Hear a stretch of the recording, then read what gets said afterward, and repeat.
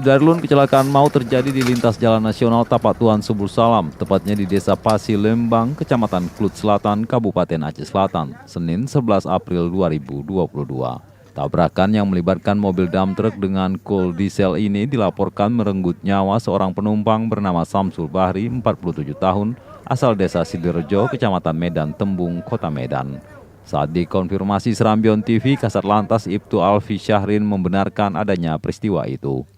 Menurutnya, kendaraan yang terlibat laka lantas yakni truk angkutan barang bernomor polisi 8630CA yang disopiri Bukhari, 62 tahun, warga Aceh Barat Daya, dengan coal diesel bernomor polisi BK 8394FY dikemudikan Nofriadi, 24 tahun, warga Kecamatan Trumon Timur, Kabupaten Aceh Selatan.